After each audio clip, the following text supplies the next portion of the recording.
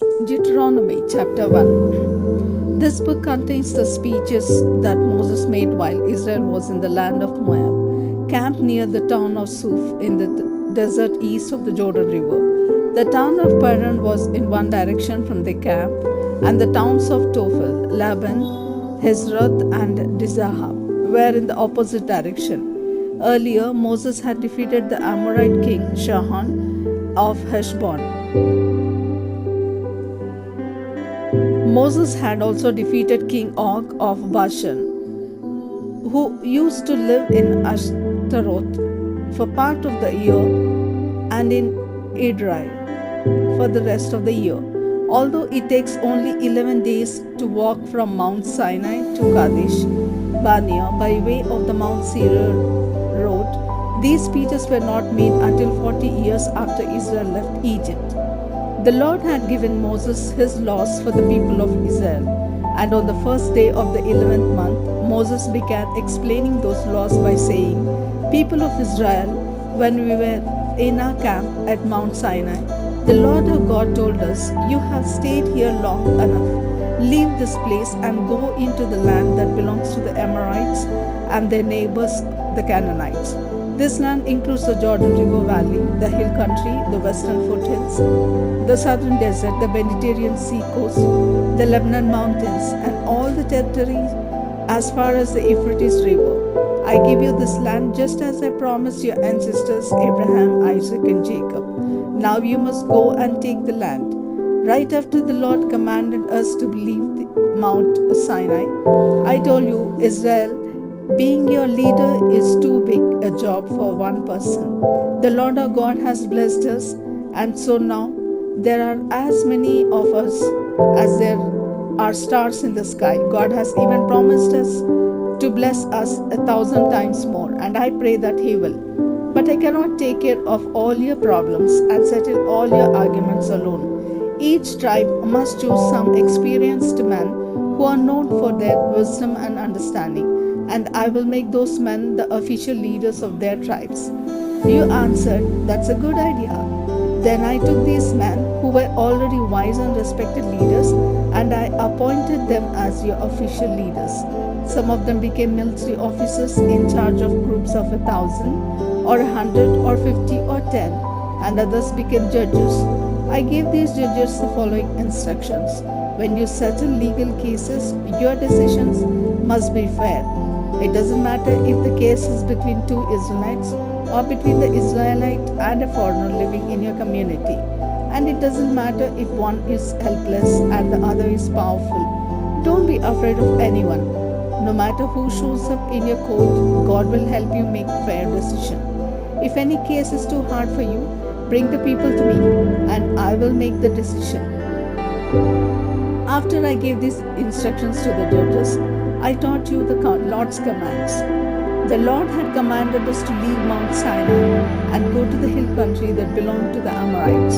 So we started out into the huge desert.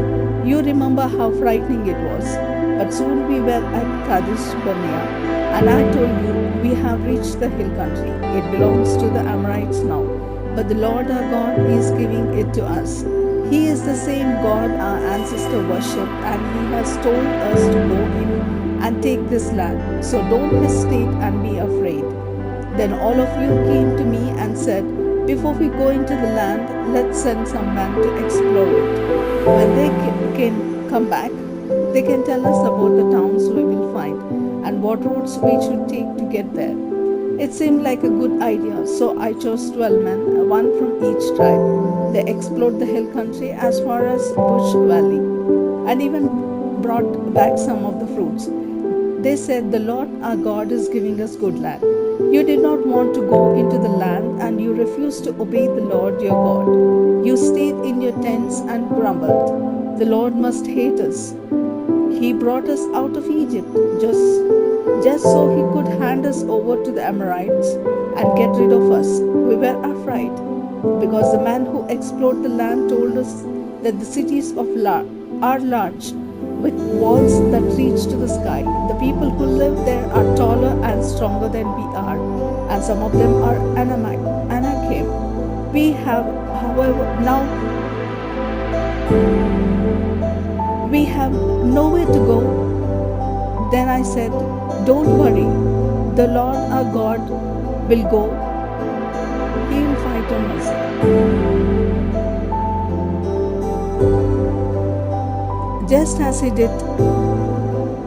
Don't worry, the Lord our God will lead the way. He will fight on our side, just as He did when we saw Him do all those things to the Egyptians. And you know that the Lord has taken care of us the whole time we have been in the desert. Just as you might carry one of your children, but you still would not trust the Lord, even though He had always been with us in the desert. During the daytime, the Lord was in the cloud, leading us in the night direction and showing us where to camp. And at night He was there in the fire. You had made the Lord angry, and He said, you people of this generation are evil, and I refuse to let you go into the good land and that I promised. Your ancestors, Caleb, son of Jephunneh, is the only one of your generation that I will allow to go in. He obeyed me completely, so I will give him and his descendants the land he explored. The Lord was even angry with me because of you people, and He said, Moses, I won't let you go into the land either. Instead, I will let Joshua, your assistant, lead Israel to conquer the land, so encourage him. Then the Lord spoke to you again, people of Israel, you said that your innocent young children would be taken prisoners in the battle for the land. But someday I will let them go into the land, and with my help they will conquer it and live there. Now turn around and go back into the desert by way of Red Sea road. Then you told me, we disobeyed the Lord our God, but now we want to obey Him. We will go into the hill country and fight, just as He told us to do. So you picked up your weapons, thinking it would be easy to take over the hill country.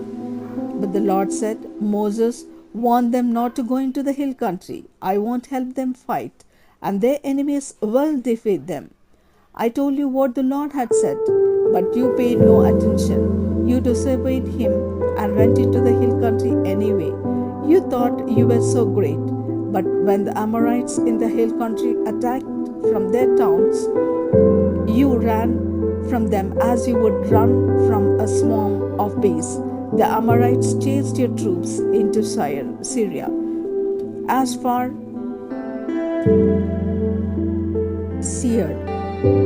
as Hormah, killing them as they went. Then you came back to the place of worship at Kadesh Barnea and wept.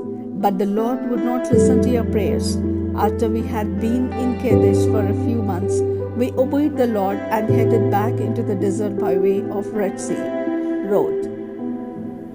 Deuteronomy Chapter 2. We spent many years wandering around outside the hill country of Seir, until the Lord said, Moses, Israel has wandered in these hills long enough. Turn and go north, and give the people those orders. Be very careful, because you will soon go through the land that belongs to your relatives, the descendants of Esau. They are afraid of you, but don't start a war with them. I have given them the hill country of Syria, so I won't give you any of it to you, not even enough to set a foot on.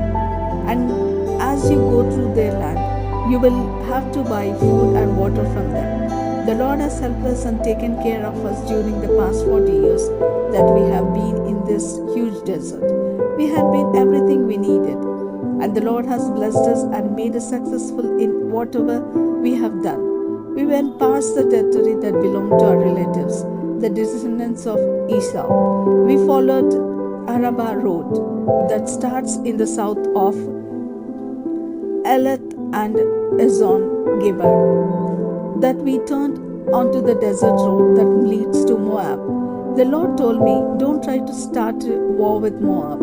Leave them alone, because I give the land of Ur to them, and I will not let you have any of it. Before the Lord gave the Moabites their land, a large and powerful tribe lived there. They were the Emim, and they were as tall as the Anakim. The Moabites called them Emim, though others sometimes use the name Rephaim. For both the Anakim and the Emim, the Herites, used to live in Seir. But the Edomites took over that region. They killed many of the Herites and forced the rest of them to live, just as Israel did the people in the land that the Lord gave them. When we came to the Zereb Gorge along the southern border of Moab, the Lord told us to cross the gorge into the Moab, and we did. This was 38 years after we left Kadesh Barnea, and by that time, all the men who had been in the army at Kadesh Barnea had died, just as the Lord had said they would. The Lord kept getting rid of them until finally none of them were left. Then the Lord told me, Moses, now go past the town of Ar and cross Moab's northern border into Ammon. But don't start a war with the Ammonites. I gave them their land, and I won't give any of it to Israel. Before the Ammonites conquered the land that the Lord had given them, some of the Rephaim used to live there, although the Ammonites called them Zamzumim. The Zamzumim were a large and powerful tribe and were as tall as the Anakim. But the Lord helped the Ammonites, and they killed many of the Zamzumim and forced the rest to leave. Then the Ammonites settled there. The Lord helped them as he had helped the Edomites, who killed many of the Horites in Seir and forced the rest to leave before settling there themselves. A group called the Avim used to live in village as far south as Gaza, but the Philistines killed them and settled on their land. After we went through Ammon, the Lord told us, Israel, pack up your possessions, take down your tents, and cross the Arnon River Gorge. The territory of Amorite king Sihon of Heshbon lies on the other side of the river, but I now give you his land, so attack and take it. Today I will start making all other nations afraid of you. They will tremble with fear when anyone mentions you, and they will be terrified when you show up. After we had crossed the Arnon and had set up camp in the Kedemoth desert, I sent messengers to King Sihon of Heshbon, telling him that his nation and ours could be at peace. I said, please let Israel go across your country. We will walk straight through without turning off the road. You can even sell us food and water, and we will pay with silver. We need to reach the Jordan River and cross it, because the Lord our God is giving us the land on the west side. The Edomites and Moabites have already let us cross their land. Please let us cross your land as well. But Sihon refused to let us go across his country, because the Lord made him stubborn and eager to fight us. The Lord told me, I am going to help you defeat Sihon and take his land, so attack him. We met Sihon and his army in battle at Jahaz, and the Lord our God helped us defeat them. We killed Sihon, his sons, and everyone else in his army. Then we captured and destroyed every town in Sihon's kingdom, killing everyone, but keeping the livestock and everything else of value. The Lord helped us capture every town from the Arnon River Gorge north to the boundary of Gilead, including the town of Aurora on the edge of the gorge and the town in the middle of the gorge. However, we stayed away from all the Ammonite towns, both in the hill country and near the Jabbok River, just as the Lord had commanded. Deuteronomy Chapter 3. When we turned onto the road that leads to Bashan, King Og and Bashan led out his whole army to fight us at Edrei. But the Lord told me, Moses, don't be afraid of King Og. I am going to help you defeat him and his army and take over his land. Destroy him and his people, just as you did with the Amorite king Sihon of Heshbon. The Lord our God helped us destroy Og and his army and conquer his entire kingdom of Bashan, including the Argob region. His kingdom had lots of villages and 60 towns with high walls and gates that locked with bars. We completely destroyed them all, killing everyone, but keeping the livestock and everything else of value. Sihon and Og had ruled Amorite kingdoms east of the Jordan River. Their land stretched from the Arnon River Gorge in the south to Mount Hermon in the north, and we captured it all. Mount Hermon is called Mount Sirion by the people of Sidon, and it is called Mount Sinir by the Amorites. We captured all the towns in the highlands, all of Gilead and all of Bashan as far as Seleka and Edrei, two of the towns that Og had ruled. King Og was the last of the Rephaim, and his coffin is in the town of Rabbah in Ammon. It is made of hard black rock and is 13.5 feet long and 6 feet wide. I gave some of the land and towns we captured to the tribes of Reuben and Gad. Their share started at the Arnon River gorge in the south, took in the town of the Aurora on the edge of the gorge, and went far enough north to include the southern half of the Gilead region. The northern part of the land went as far east of the upper Jabbok River gorge, which forced their border with the Ammonites. I also gave them the eastern side of the Jordan River Valley, from Lake Galilee, south to the Dead Sea, below the slopes of Mount Pisgah. I gave the northern half of Gilead and all the Bashan region to half the tribes of Manasseh. Bashan had belonged to King Og, and the Argob region in Bashan used to be called the land of Rephaim. Jair from the Manasseh tribe conquered the Argob region as far west as the kingdoms of Geshur and Makkah. The Israelites even started calling Bashan by the name, villages of Jair, and that is still its name. I gave the northern half of Gilead to the Machir clan. At that time, I told the men of Reuben, Gad, and East Manasseh, "The Lord our God told me to give you this land with its towns, and that's what I have done. Now your wives and children can stay here with your large flocks of sheep and goats and your large herds of cattle. But all of you men that can serve in our army must cross the Jordan River and help the other tribes, because they are your relatives. The Lord will let them defeat the enemy nations on the west side of the Jordan and take the land. Afterwards, you can come back here to the land I gave you." Then I said, "Joshua, you saw how the Lord our God helped us destroy King Sihon and King Og, so don't be afraid. Wherever you go, the Lord will fight on your side and help you destroy your enemies." At that time, I prayed and begged, "Our Lord, it seems that you have just begun to show me your great power. Now, no other God in the sky or on the earth is able to do mighty things that you do. The land west of the Jordan is such good land. Please let me cross the Jordan and see the hills and the Lebanon mountains." But the Lord was angry with me because of you people, and he refused to listen. "That's enough," he said. "I don't want to hear any more. Climb to the top of Mount Pisgah and look north, south, east, and west. Take a good look, but you are not going to cross the Jordan River.